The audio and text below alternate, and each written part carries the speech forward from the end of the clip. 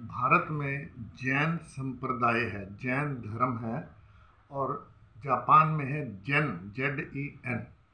जैन संप्रदाय का एक युवा सन्यासी साधु पहुंचा हुआ पंडित विद्वान एक गांव के बाहर एक झोंपड़ में रहता था।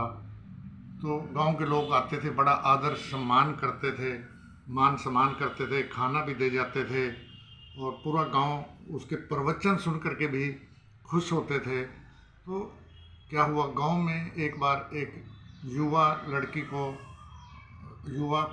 को बच्चा हो गया। तो पिता ने पूछा, ये इसका जिम्मेवार कौन है?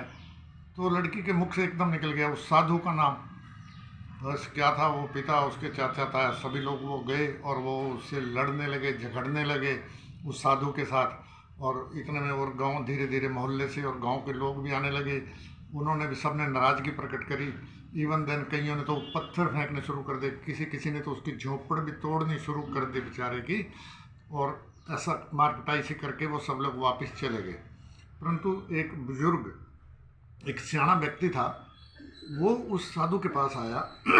उसने साधु से कहा, क्या ये कार्य आपने किया है? तो साधु ने जवाब दिया, इज इट सो। और उसके बाद वह अपने शालीनतापूर्वक अपने काम में लग गया वो साधु। तो इत्तेफाक से ये हुआ कि शाम को वो लड़की को कहीं दिमाग में आया कि मेरे मुख से एकदम गलत नाम निकल गया, या उसने गिल्टी फील करी। और वो नन्हा बच्चा भी जो हुआ था वो भी वो साधु के यहाँ फेंक आए थे। तो उस लड़की को ख्याल आया कि मेरा बच्चा तो मेरा ही है। उसने पिता से सच्चाई उगल दी और अब वो उसका पिता और उसके चाचा ताया हाथ जोड़कर माफ़ी मांगने के लिए उस झोंपड़े में चल दिए। और उनके पीछे पीछे फिर वो कुछ गांव के लोग भी आ गए।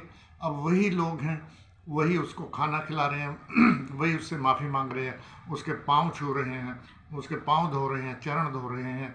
और उसकी झोंपड़ वो दोबारा फिट कर रहे हैं, किले ठोक ठोक करके अच्छे ढंग से बांस घास फूस सारी लगा के बहुत अच्छी से बना रहे हैं। और सब लोग गिल्टी फील करके वापस जा रहे हैं। फिर वही बुजुर्ग सुबह जिसने उससे साधु से पूछा था, उससे रहा नहीं गया, वो दोबारा, अब सब लोग चले गए तो उसने पूछा कि क्या आपने ये कार्य आपने किया हुआ था?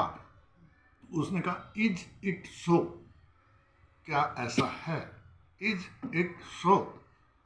तो फिर उसने कहा, मुझे और क्लियर करें, स्पष्ट करें। उसने बताया कि जब ये लोग सुबह मुझे गालियां बक रहे थे, मार पिटाई कर रहे थे, मेरा बहुत अपमान हो रहा था, मैंने महसूस नहीं किया। और अब जब ये मेरे चरणों में गिर रहे हैं, माफ़ी मांग रहे हैं, मैंने इसको भी महसूस नहीं किया। जो मनुष्य जीवन में मान और अपमान दोनों स्थितियों में रहे समान, वह व्यक्ति अच्छा जीवन जी सकता है।